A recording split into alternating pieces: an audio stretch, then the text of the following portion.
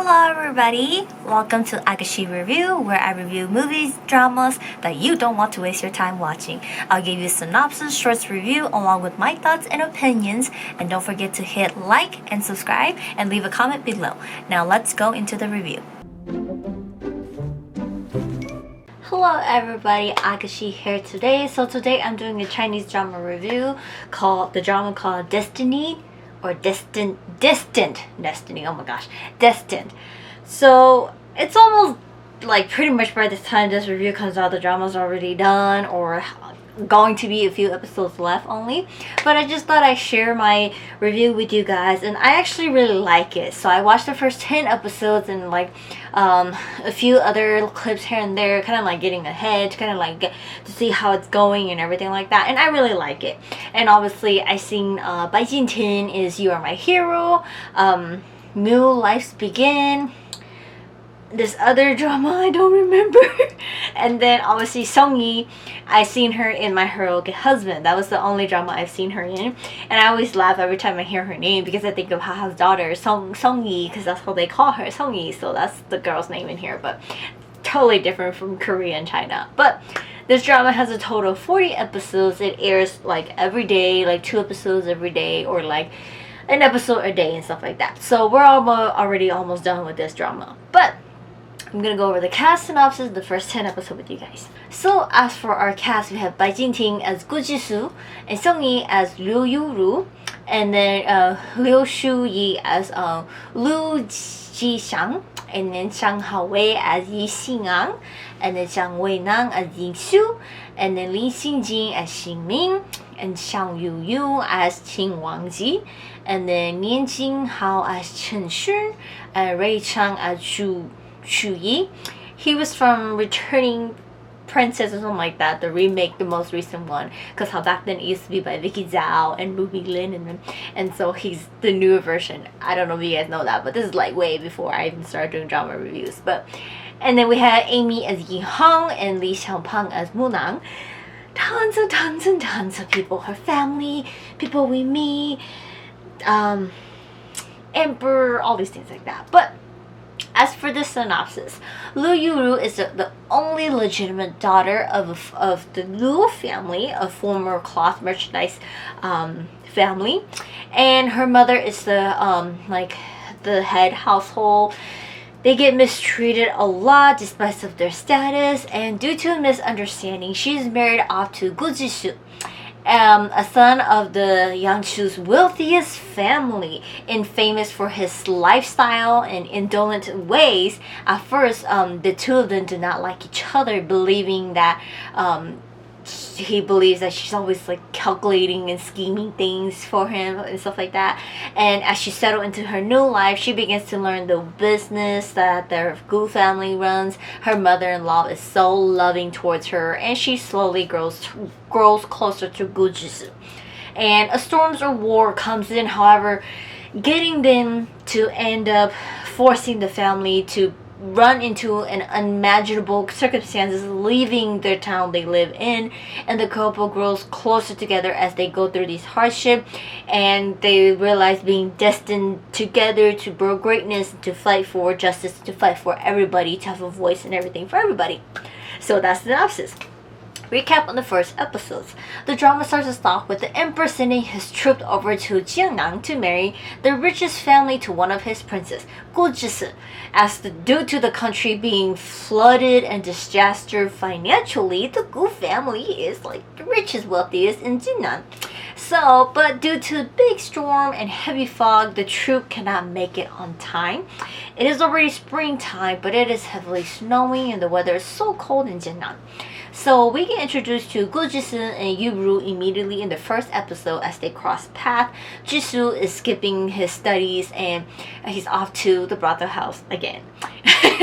While Yu-ru is a good daughter, staying at home, taking care of her sick mother, and waiting for her long-loved crush, Yi Xingang, to return home and marry her, or one day he'll dream to marry him or something like that. But because of the heavy snow, he can't come home. And Yuru, we learn she is the legitimate daughter of the Liu family. Her father has remarried and she has the concubine Yu, who is very mean to Yuru. With the family short on cash, heavy snow, hard to import things in, her mother is sick, medication for price has increased. Yeah, the pricing for medication has increased. Yuru is willing to sell anything valuable, jewelry, everything to keep her mother well. She learns that her concubine Yu sold her fox fur coat off to Guqi. She sets out to get it back, and they meet. Miscommunication in the first place, and hating and comparing Jisoo to Yi Xingang.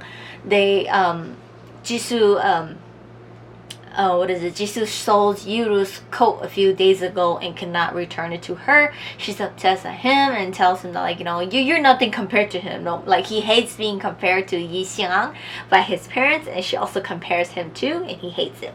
Well, we learned that, there's gossips about him, and deep down he's actually, like, gossip like he's a playboy, but deep down he's actually a very gentle, naive, and nice man. Her coat, he ended up giving it to a homeless little kid and for the winter, and because of the heavy snow, and he also gave a gold bar to the kid and said, hide it well, take care, here's something for you. And like, that's why he doesn't have the coat anymore, and he can't retrieve it anymore. But yeah, moving on, it's Madame Yi's birthday, which is Yi Xingang's grandmother. Every lady in Zhenang attends and gifted her with expensive gift because all they want is just to one day be her granddaughter-in-law, marry Yi Xingang when he returns. Well, Yuru gifted her a painting drawn by her, like Yuru herself. Concubine Yu is embarrassed, but this gift is the most appreciated by Madame Yi.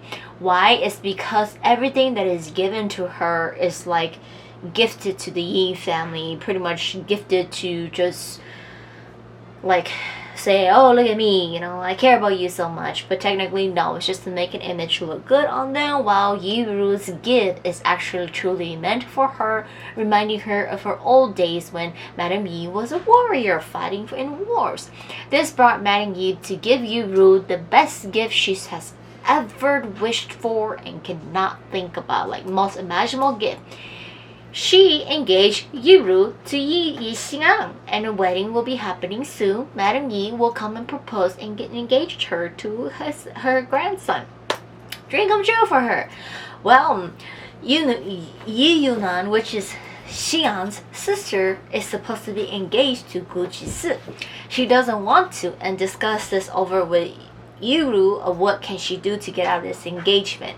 And Yuru gives her some tips on what how to annoy Gujisu so he doesn't want to marry her, which Gujisu snuck into the Yi mansion and overhears all of this. He mistaking it that Yuru likes him and Yuru is supposed to be engaged to him, causing a misunderstanding. Between all of this, Jisoo makes an announcement to public that he likes Yuru and he has fallen with her at the first sight, and he's the girl that he's ever liked it. The news traveled really fast to his parents, and immediately the next day after this news came out, his mother went to propose to engage Yuru, and concubine Yu accepted the proposal on behalf of her parents. The wedding is about to take place immediately, and we learn why his parents was going to engage Yi Yung in the first place, and now they chose to hurry up and get Yuru, is because the royal family is going through financial disaster. Jisoo doesn't know any education life, he doesn't know anything, so his parents doesn't want to marry him off into the royal family. His parents want him to stay in town and be here, and he doesn't need to go be a part of the royal family and stuff like that. That's why his parents wanted him to get married ASAP. So they went to engage Yuru. With Yi Yun hearing this news, she begs her grandmother to immediately go propose so that her brother and her friend can be together. Grandmother doesn't do anything. Grandmother tells her that it is Yuru's faith and she has to marry Gujisu. It's going to be a loss to lose such a good granddaughter-in-law, but it's better than losing her own granddaughter. If Yuru doesn't marry Jisoo, Yi Yun has to. Yuru is smart and will survive this marriage, while Yiyu is fragile and she will suffer.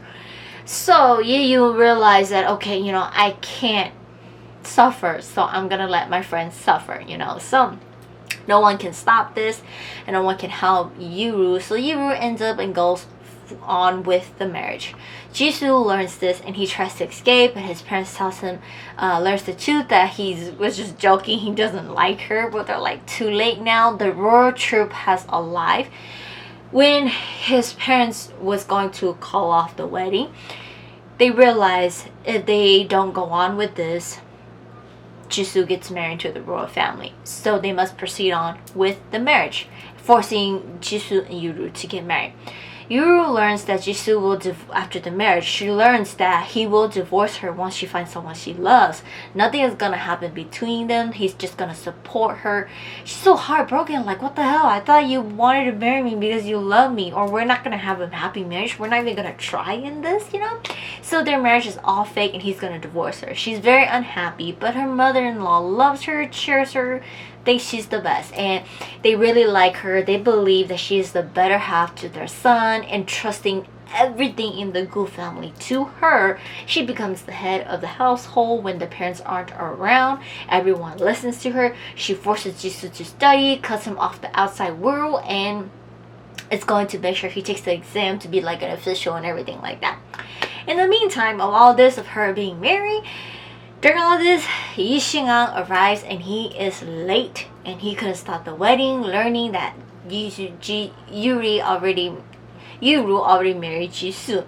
We don't know his story yet, but he's been off studying, and every woman in Xinjiang loves him and dreams of marrying him. But he has his heart already set on Yiru just to come back. She's married already, you know. And then like a lot of other people gets introduced in episode like 4 through 6, which some people hate. Jisoo plans to challenge him.